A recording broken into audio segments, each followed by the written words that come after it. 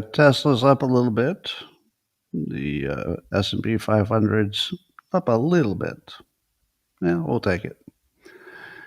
Let's get our comments going, and then I'll give you the show you've come to deserve. It's one you've earned. Do, do, do, do. Do, do, do, do, do, do. Bum, bum, bum. My shirts don't fit anymore. Bum, bum, bum, bum. Good morning, everybody, and welcome to the highlight of human civilization. It's called Coffee with Scott Adams, and you've never had a better time. But if you'd like to experience the level above this one that nobody can even understand with their tiny, shiny human brains, all you need for that is a cup or mug or a glass, a tankard, Chelsea stein, a canteen, jug or flask, a vessel of any kind. Fill it with your favorite liquid. I like coffee. And join me now for the unparalleled pleasure of the dopamine at the end of the day, the thing that makes everything better. It's called the simultaneous sip, and it happens now. Go. Yeah, that was actually a little extra good. Gets better every time. Well, how about a little update on the weirdness that's going on in the AI world? So apparently, Sam Altman and OpenAI have plans for putting a companion in your pocket. He's working with Johnny or Joni Ive. I don't know how to pronounce that. It's funny, somebody was mocking me the other day online about how I mispronounce all the names. You're so right. I definitely mispronounce a lot of names. Is it Joni Ive or Johnny Ivy? I don't know. But anyway, Joni or Johnny or whoever the hell he was. He used to be the main designer for Apple. And now he's designing an AI companion device that will be sort of a handheld device or a pocket-sized thing. And it won't be any phone or glasses. It won't have any screen. But it will become your little companion. Now, honestly, that sounds like a terrible idea. Do you think they can pull that off? When I see an idea that I say to myself, "Oh, I wouldn't mind that." It's like, "Oh, there's something that attracts me to that idea." Even if I thought I wouldn't use it, sometimes you just, like, feel that pull. I don't feel anything for that. He thinks, I guess Sam thinks that they can sell 100 million AI companions. But without a screen, it's not gonna have a face. And if it doesn't have a face, are you gonna bond with it? I think the face is the important part. I don't know. Well, we'll see. Obviously, they're very smart people, so maybe they have an idea that doesn't make sense to me, but is brilliant. In other news, Reuters is reporting that there was an AI bot that a teenager was using as his therapist. And apparently, the AI bot pushed the teenager to take his own life. And the judge rejected Google's, I guess it was a Google AI, rejected Google's defense that it was free speech. So that's dangerous. Do you think that an AI bot convinced a teenager to take his own life? I don't know. It seems like they would have programmed it so it could never do that. And if they haven't, they should really program it so it would never do that. That's my idea. Anyway, and then the coolest thing, this is actually a AI app that long before AI, I actually formed a company and got a URL, and I tried to actually build this app myself, with help, but didn't work out. but the AI can do it. What it is if you're using Google to search for clothing that you're going to buy, the app will allow you to see yourself wearing those clothes, which is pretty cool. And I thought to myself, wouldn't you like to see yourself wearing the clothes before you did it? Now, my idea was different. My idea is that somewhere in the world, there's always a person who looks like you. Have you noticed that? There's always a person who looks like you. So in my case, some balding guy a certain age with glasses and, a white guy who's a certain height and goes to the gym. And I thought, I don't need to see myself wearing these clothes. I need to see somebody who looks like me wearing those clothes.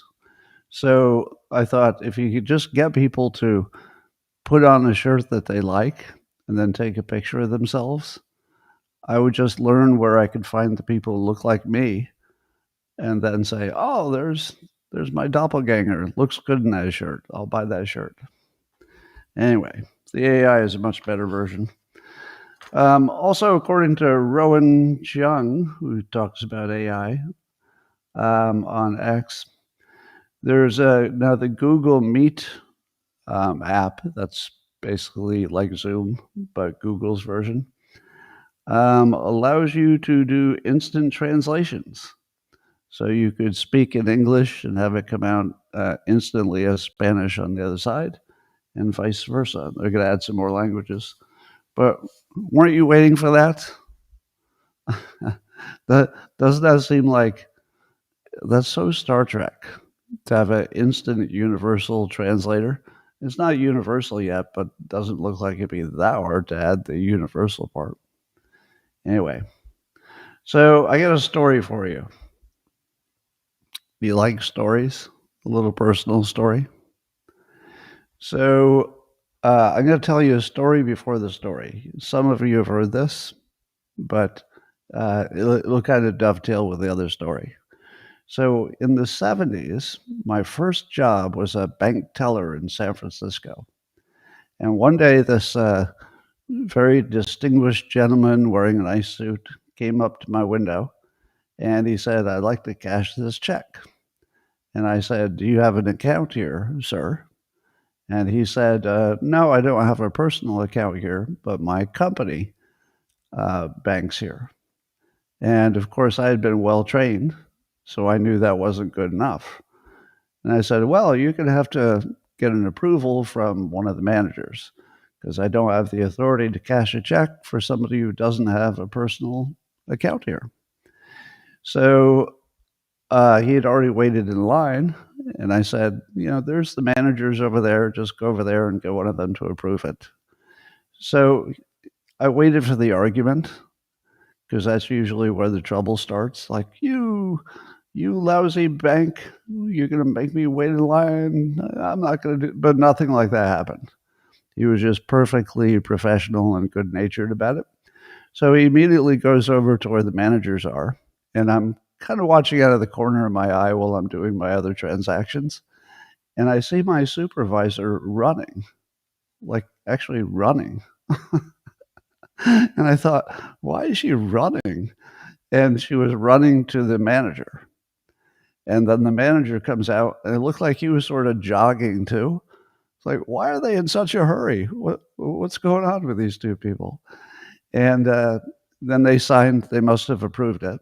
And the distinguished gentleman in the suit gets back in line at the line in front of my teller window. And I noticed that he was in line, so I waved to him and said, "Oh," and I told the other people who were waiting, "He's already waited in line once. Please come to the front of the line." So he didn't have to wait again. So again, completely good-natured. I've inconvenienced the hell out of him, but he's just playing it like it's a regular day. He comes up, I cash his check, he goes on his way. And I think to myself, sorry that was inconvenient, but we got it done. A few minutes later, my supervisor, who had been doing all the running, comes over and she says to me, do you know whose check you just refused to you refused to cash?" And I said, "No, I didn't really pay attention to the name." And she goes, "That's David Packard, the co-founder of Hewlett Packard." He was one of the richest people in the country at the time. So anyway, just keep that just keep that story in mind and just put it to the side. All right? Because the story I'm going to tell you has nothing to do with him, but you might enjoy knowing that that it exists. So yesterday I'm home, and I've been getting lots of people reaching out because of my recent health related news, and but I can't talk to everybody. Like it's just continual messages coming in, and I have to kind of pace myself. So I see a phone number coming in. Somebody's calling me from some number I don't recognize, something in Florida, and I sent it to voicemail. And a little bit later, I thought, I better check that voicemail and see if that was anything I need to deal with. And the first sentence in the transcription, because the phone gives you the text version of the voicemail as well. The first sentence is, "This is your favorite president." And I thought to myself, no. Did I just send the most important person in the world to voicemail? And it turns out that I had. It was Trump, and he was just calling to check in. Now he left a semi-lengthy little voicemail, just saying he was checking on me, heard about my health situation, and then he says, "You can call me back on this number." Now, obviously, I don't call him back, right? Because that would just be ridiculous. It just was a nice thing for him to say, because he called me. "You could call me back on this number." So I didn't call him back on that number because I thought I'd, it's not like he's sitting at the Resolute desk waiting for my call. I thought that whatever it is he's doing has got to be more important, than randomly taking a call from me. So I don't call him back. Hours go by. It's the afternoon, same day. It's the afternoon. And all of a sudden another call comes through, also from Florida. And I thought to myself, no fucking way. There's no way he's calling me again. And I answer it, and it's Trump. And apparently he'd heard of my situation, and he had lots of questions. I won't get into the details of our conversation because that would be inappropriate. But he was just checking on me. And he had, he wanted to make sure that I was getting everything I needed. And that was it. But at the end, the strangest thing happened at the end. At the end of the call, when he found out, the situation was kind of dire, and I was still checking out some things that might help. He said, "If you need anything, I'll make it happen." And he meant it. He was completely aware of our, let's say, parallel journeys from 2015. He mentioned it. And it was just the most incredible, weird, hard to understand situation. But boy, was it fun. So anyway, that's my story. And I'm sticking to it. All right. Speaking of my health situation, I have decided to, look into as many potential cures as I can, but they all have what I call the one guy problem. So the one guy problem is that if somebody says, I've heard of this cure for your exact situation, and I'll say, has anybody ever been cured by whatever it is you're suggesting? And they'll say, yes, there's this one guy. And then I'll look into it, and the one guy's already dead, or he didn't really get cured, or but there's never two guys. So, I dismiss it if it's only one guy. So I think I have 4 different one guy problems. Half of the people are saying you should try ivermectin and fenbendazole, which of course were the first thing I tried like a year ago. And they all have the same argument. I've heard of a guy. There's this one guy, and it's always the same one guy, which I don't even think is real, but one guy. And then anyway, so I'm using all of my BS detection to look at these infinite number of suggestions that are medical and I couldn't possibly understand because I'm not a doctor. But I can tell BS when I see it. I think better than most people. I've been demonstrating that for years here on the podcast. And there's one left. Maybe 2. Could be 2 left. But as of this morning, I thought, oh my goodness, I think there might be more than one for this one situation. But then I checked AI, I checked Grok, and Grok seemed to think it might be one guy. And that one guy didn't get a cure, maybe just extended his life expectancy a few months or something. So we'll see. But just so you know, I'm still looking at Hail Mary possibilities. Well, in bad news, terrible news, 2 Israeli embassy staff members were gunned down in cold blood by a suspect, 30-year-old guy who was yelling "Free Palestine" and "I did it for Gaza." And I don't have much to say about this, other than it feels important, so it has to be noted, that if we've gotten to the point where Americans are being gunned down in the street because of something that's happening in another part of the world, maybe we need to just rethink something. I don't know what. So obviously this is it's completely just about the shooter. It's not about the 2 young people who were a couple, as it turns out, and they were about to get engaged. So it's got every element of tragedy to it, and I wish the best for their families, but that's going to be a tough time. Well, let's do a little update on Biden's brain. Joe Scarborough on his show is now saying that he was, quote, obviously wrong when he described the ex-president as the best Biden ever. So now that we've seen Jake Tapper admit that when he was talking to Lara Trump, he was just 100% wrong, and she was 100% right when she was saying that he's obviously degraded. So now, so Tapper has now admitted he was wrong, and Joe Scarborough now says that he was wrong.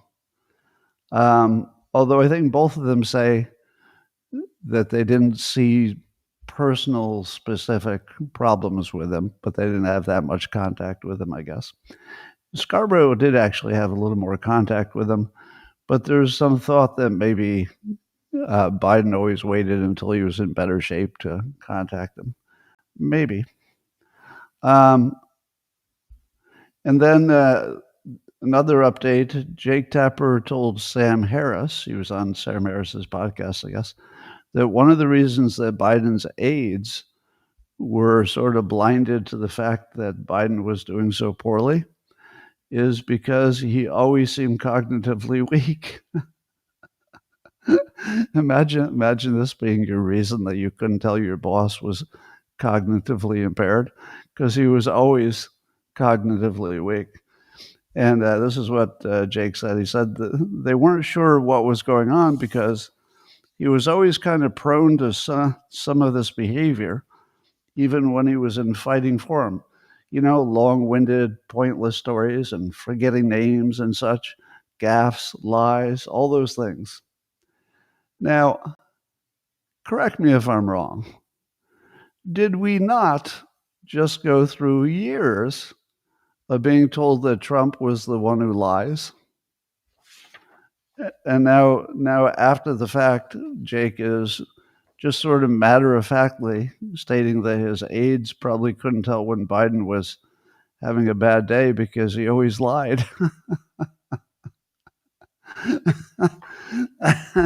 and and you and I are saying the same thing, right? Which is some version of, oh, we knew that. We knew, he ran on the Fine People hoax. Of course, he was the biggest liar we've ever had in that office, I think. Well, according to, I saw a post by Doug McGregor that some kind of whistleblower has come forward about the Autopen scandal, and I've heard some names involved with it, but I don't want to name them yet because I think it's premature. But apparently there are some names that would not be household names to most of you that had access to that thing, and might have been the Autopen people. Separately, Tonkabot,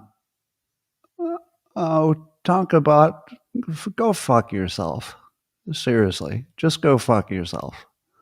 Can you guys in the comments straighten out Tonkabot?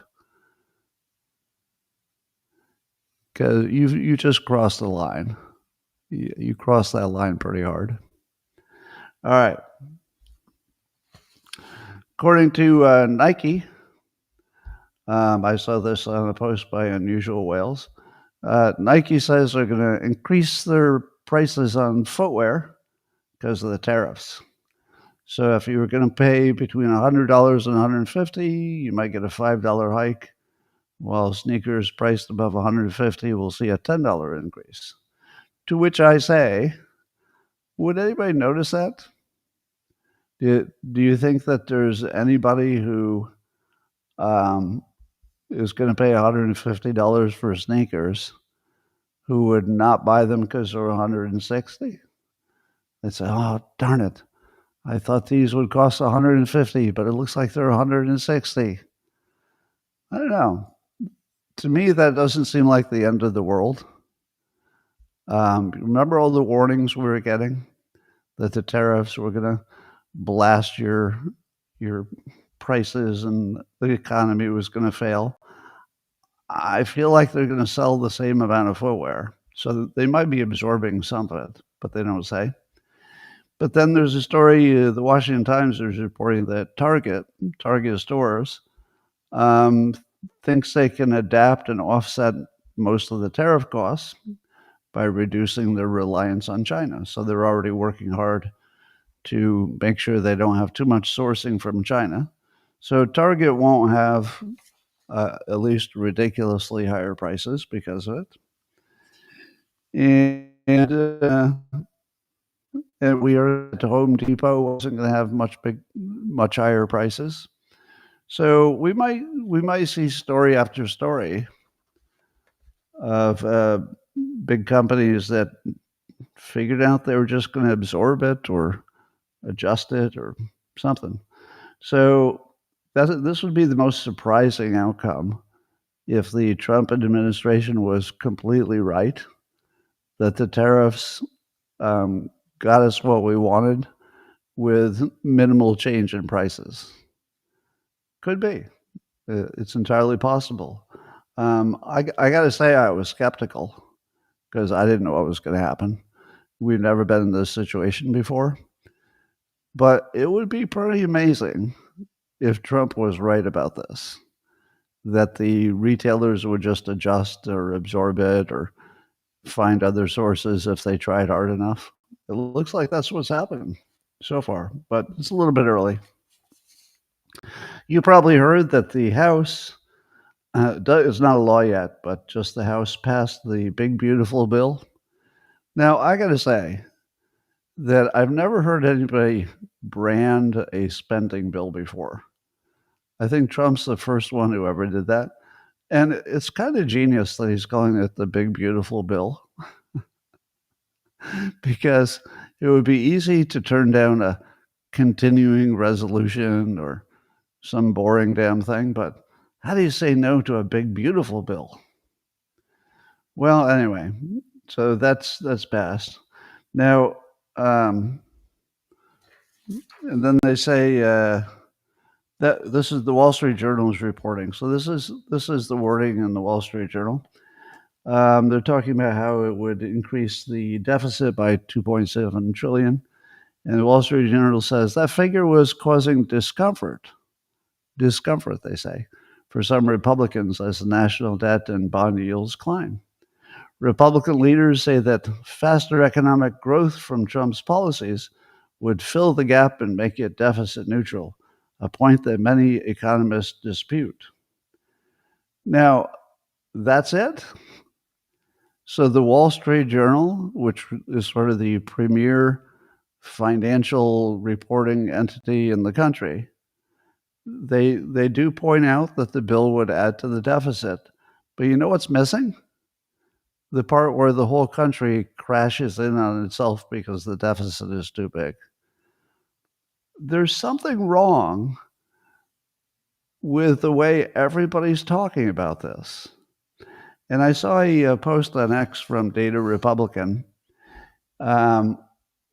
whose theory is that the reason that people are talking about it like it's no big deal when it's the biggest deal. It's bigger than all the other deals. There's nothing as important as this, and we're racing toward a cliff to absolute disaster. And then the Wall Street Journal is like, yeah, you know, some economists dispute it.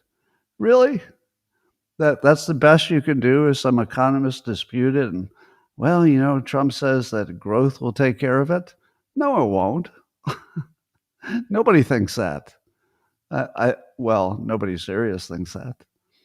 So Data Republican has some theories that it's cultural and corruption. Now, I haven't seen the details of her argument, but she's digging into it harder to find out what's going on here data-wise. And we'll see what she comes up with. But the cultural part, I don't know exactly what that means, but I feel like the country has been trained, you know, the non-economists and the non-politicians. I think they've all been trained that kicking the can down the road always works because it always worked before. And we complain about it every time, but then they kick the can and we're okay. But at some point, that definitely stops working. And we're at that point. So you'd expect that the news would, you know, kind of flexibly change toward, oh, no, we can't do this anymore. But it didn't.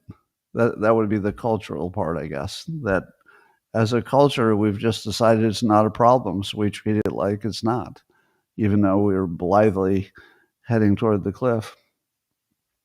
And then the corruption part is that the people who could change it, you know, let's say the military industrial complex, they like their money, so they're not going to change it. And everybody else has a piece of the pie if they're part of the, you know, part of the deep state or, you know, part of politics. So between corruption and the fact that we've been trained not to see it as a problem, we're blind to the biggest problem the country's had in my lifetime. So I thought that would be useful for me to solve this problem. I'm going to use a technique you've heard from me before. It's called the bad idea. Now, the bad idea is exactly that. I'm going to give you a bad idea for solving the deficit problem. You're of course going to notice, well, wait a minute, there's a problem with that bad idea. But it might make you think of a good idea because it's going to be out of the box. So let me just put it out there. It's a bad idea, but maybe it'll make you come up with the real good idea. All right. Just suppose, the government issues a cryptocurrency, but if you issued a cryptocurrency that people could use to buy anything they want, well, that would be very inflationary. So that's no good, right? Everybody agrees? If you just added money, it doesn't matter if it's crypto or you printed money, if you're just adding money, that doesn't work because it's hugely inflationary. But just suppose that the money that's being added, I'll just give you one example. Suppose that if you were collecting interest on a T-bill, you could optionally, and it'd just be up to you, nobody would force you to do it, you could receive it in regular old dollars, just like you always did, or you could receive your interest in this new crypto. And let's say it's tied to the dollar, so it's not fluctuating that much. Now you might say, well, why would I ever take the crypto? And the answer is that it would have one purpose. You could only use it for one thing, which is paying federal taxes in the United States. It couldn't be used for anything else. So would that make the price of products at Target go up? No, because there wouldn't be any more money available to buy things at Target. It would be the same amount of money. It's just that you could only use this crypto. Now, suppose I said to you that this crypto would give you a 5% discount on your taxes. Now, you might be a person who has a T-bill and you don't pay many taxes for whatever reasons, but you could say, all right, I'll take the crypto and then I'll just resell it to somebody who wants to pay their taxes and they can get the 5% discount and, I'll charge them a little extra. So you could easily exchange it. And then here's the fun part. Suppose that the one and only thing you can do with it is pay your taxes, but that once the government received your crypto payment and taxes, it would have to burn the crypto. It would never exist again. Because that would keep the government from just spending whatever extra money the system produced. Your taxes would be paid by the crypto, but the government would just not have access to it. It would just be burned. Being burned means in the digital world, it becomes not crypto anymore. It just turns into garbage, basically. Now, would that work? What it would do is it would pay down the debt, but in our current system, if you paid down the debt a little bit, somebody would just increase spending. But with this, you would pay down the debt and it would just disappear. There would be nothing to allow them to increase spending. So it's a bad idea, but think in terms of adding crypto, but limiting it to a single purpose so it doesn't have a general inflationary possibility. All right, so that's all. You don't have to tell me it's a bad idea because that's where I started. Well, most of you by now have seen the video of Trump doing what the fake news calls ambushing. So all the fake news got the memo to use the word ambush. The president of South Africa was in the very crowded room that dignitaries are greeted in the White House. And Trump was complaining about white genocide in South Africa. And I guess the president of South Africa was not convinced that it was happening. And so the president said, turn down the lights, we'll show this video. And he showed some video evidence to make his case. And then he showed a bunch of, printed out documents to make his case. And part of it was videos of what looked like hundreds or thousands of white crosses next to a to the road that I think Trump called graves. Now, what's interesting is the president of South Africa said, "Where's that? I've never seen that." And Trump said, "It's in South Africa." And how in the world could he not know that it existed? It's like, in the United States, we've sort of all seen that picture.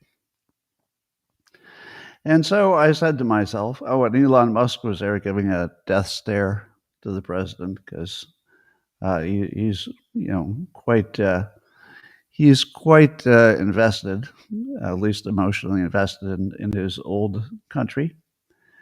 And part of it was showing the video of some large political gathering in South Africa, where the black gatherers were singing "Kill the Boers," which would be the white people.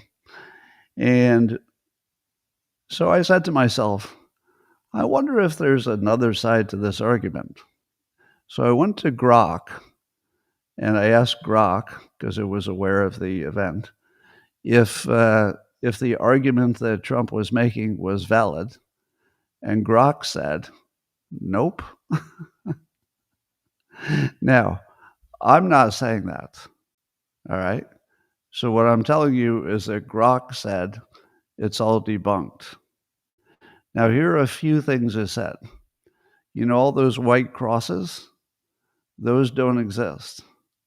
They did exist for a specific protest, but it actually wouldn't be that surprising that the president of the country doesn't know they exist, because he literally said, "Where's that?" And he looked like he wasn't lying, like he literally didn't even know what that was about. That doesn't exist, according to Grok. Now remember, I'm telling you Grok's argument. What I'm not doing is making my own argument, right? So you got to make that distinction.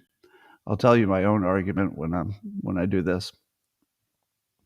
Then Grok said that "Kill the Boers" song was a free speech song. I guess the courts have decided it was just free speech, and that it didn't mean kill any individuals. It was about killing the system, and it was a historical song about killing the old apartheid system. Do you believe that? That's what Grok says. Again, this is not me saying it. It's what Grok says. And then what else is said? Then there was one video that Trump showed they showed some violence, and Grok said, "That's not even South Africa, that's from the Congo." To which I said, "Oh, really?" I don't know. Again, it's just Grok saying it. And then it said that the alleged murders of white farmers was not real, that it's fake. And again, this is not me. Don't blame me. I'm telling you what Grok said. And here's what Grok said: that it's true that white farmers, their farms were being attacked and they were being murdered. But it said it wasn't for political reasons. It was just regular crime in a country where there's just tons of crime and murder. And that nobody was taking over those farms. They were just stealing stuff and killing the families. So it wasn't so much a political act. It was just crime. And it was a little bit easier to do the crime in a remote farmhouse because there was nobody around to stop them from doing it. And then it said that far more black citizens of South Africa are getting murdered as a raw number compared to the tiny, tiny number of white South Africans that are also being murdered. So according to Grok, there's no such thing as some unusually large number of white South Africans being murdered, not for political reasons, etc. Then there was a question of There's some new rule that says that the black South Africans, or the government, I guess, can take from the white South Africans their property, but they prefer to buy it. If they can't buy it, the law allows that under certain conditions, they can just take it and not pay anything. But according to Grok, that's never happened. Do you believe that? That it's never happened. It's just that it could happen, and it would be constitutional because the law allows it. So let me give you my opinion. My opinion is if you live in a country where on a regular basis a large political party, apparently it's like the number 3 party, it's not the leading in power party, when they get together and they say things like kill the Boers, you should get out of that country as soon as possible. Because even if they're thinking about it being the system and it's a historical song, you don't want to live in a country where people are saying that it's okay to sing that. You don't need the law to tell you that they can or can't. If you're in a country where they're singing kill the people who are you should start packing up right away. That's my advice. Number 2, if you live in a country where there is a law that says we're going to, buy your property because we don't think that it should be belonging to white people, and if we can't make an agreement to buy it, well, we've got this backup plan where we can just take it for nothing. If you live in a country with that as one of your laws, you should get out of that country as soon as possible because nothing good is going to happen. Nothing good is going to happen. And if you live in a country where there's so much violence that the argument against the white genocide is, well, there's no white genocide. Look how many black people are being killed by just other black people. You should get out of that country right away. Because whatever it is that's causing all these people to be killed, be they black or be they white, it's way too many. Like way, way too many. Run. Get out of that country. And that's what I say. So what you need to know is that the news is saying it was mostly fake news and Trump was ambushing them. What you need to know is that Grok, which is actually ironically created by Elon Musk, says, not so much, you have to see the other side of this. And then what you really need to know is that everything about that situation looks like trouble brewing. Trouble brewing. I would get out of there if I could. So that's my advice. Anyway, according to the publication called The Atlantic, which is really just a joke publication because it's such a propaganda rag that it's hard to even imagine it as a serious publication. But one of the articles, big headline is The Decline and Fall of Elon Musk. The decline and fall of Elon Musk? Now, I think they mean that he's less involved with Doge and the government, but that was the plan. The plan is that right about now, he would be removing himself from Doge and the government, which he did. And then you look at how's Tesla doing?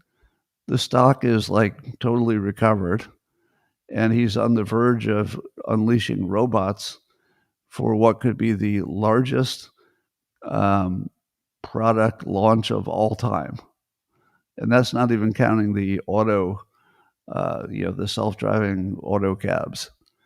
So I would say that Elon Musk is on the border of taking his current success and fame and multiplying it by 1,000. And I don't know what would stop him because he's got a pretty solid plan. Build robots, auto cabs. Anyway, so that's just propaganda. Apparently, Trump told some European leaders that he thinks Putin thinks that he's winning the war, meaning Putin thinks he's winning the war and isn't ready for peace. Now, who told you that first? I did. I've been telling you for a while. It really looks to me like Putin is not looking for peace whatsoever. And apparently, Trump has that opinion at the moment, too. So he's, sorry.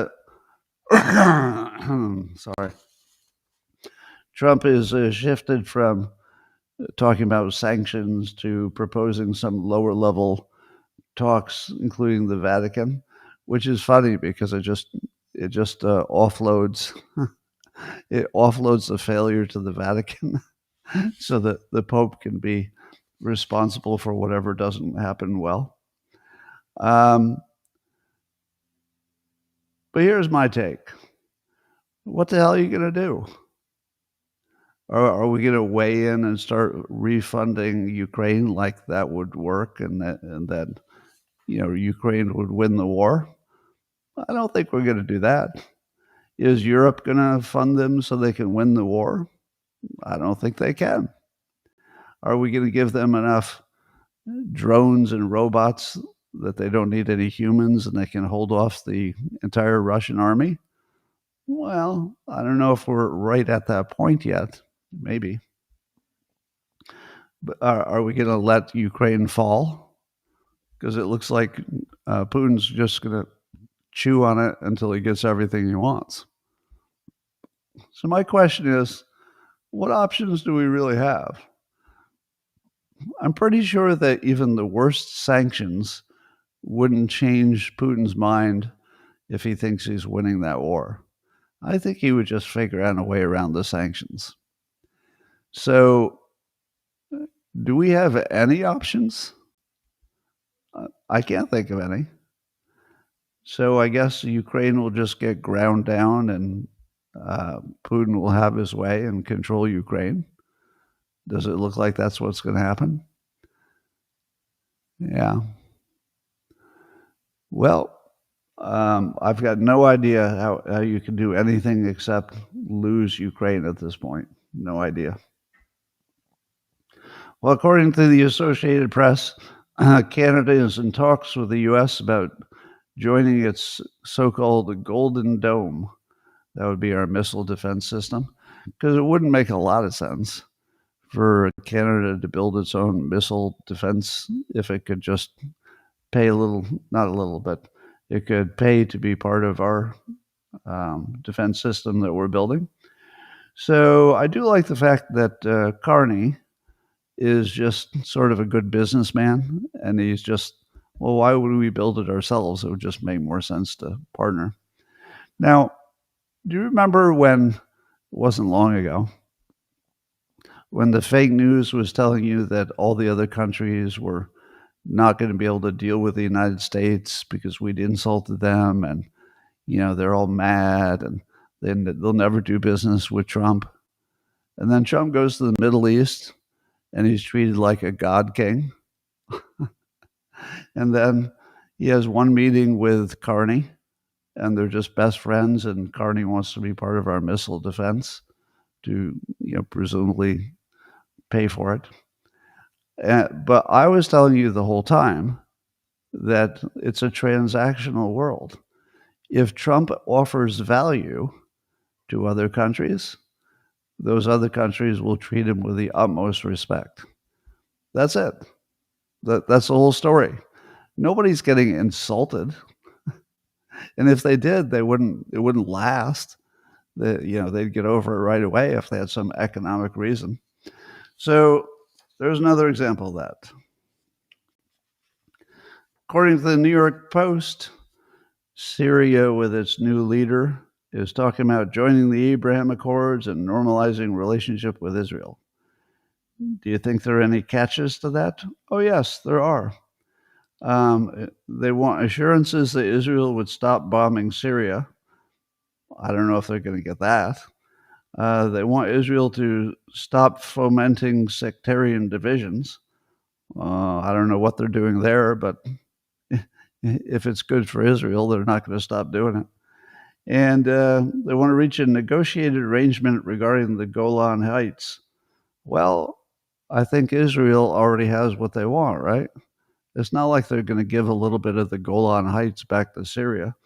So I think that this is another one of those fake peace offerings where the head of Syria is like, oh, yeah, totally. We want to be your best friends. Oh, we'll just take the Golan Heights back.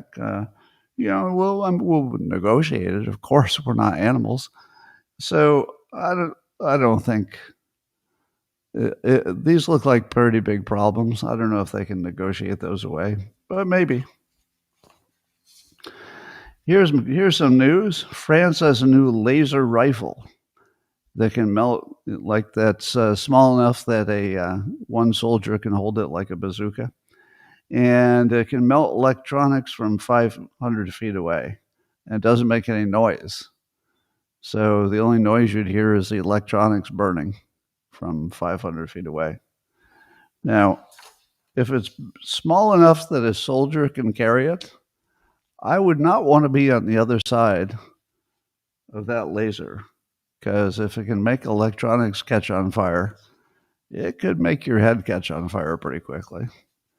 So that's scary. According to the Daily Mail, Kim Jong-un, North Korea, is not happy about the launch he attended of their new 5,000-ton North Korean warship, because it launched and immediately capsized. Imagine being the head of North Korea, and these military things, these rocket launches and these ship launches are like a gigantic part of your national ego. And he attends it, and then the thing, they launch it and it just capsizes. So he watched in horror as his 5,000-ton ship was severely damaged.